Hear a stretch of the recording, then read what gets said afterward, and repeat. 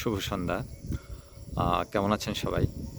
আমার ইউটিউব বন্ধুদের জন্য অনেকদিন একটা ভিডিও আপলোড করছি না। তো ভাবলাম একটা ভিডিও নেই। তো আমি এমন একটা জায়গায় দাঁড়িয়ে আছি আর এমন একটা সময়ে আছি, সেটা হচ্ছে যে রাত এবং দিনের সন্ধিক্ষণ।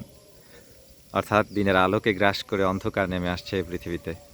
আর এই মুহূর্তটা খুবই সুন্দর লাগছে। এক রহস্যময় আলোয় ঘিরেছে পৃথিবীটা, মনে হচ্ছে একটা রহস্যজনক আলোর মতো মনে হচ্ছে। দেখুন, তো পাহাড়ে প্রকৃতি এমনিতেও বৈচিত্র্যময়।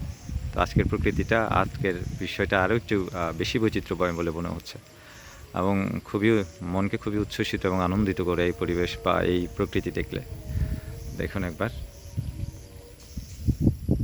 আজকে আপনারা জানেন যে সমুদ্রে ঘূর্ণিঝড় উঠেছে। ঘূর্ণিঝড়ের প্রভাবে আকাশ কিছুটা মেঘলা এবং গুড়ি গুড়ি বৃষ্টি হয়েছিল কিছুক্ষণ আগে, কিন্তু বৃষ্টি থেমে গিয়ে এখন রাত নেমে আসছে, অন্ধকার নেমে আসছে, সন্ধ্যা।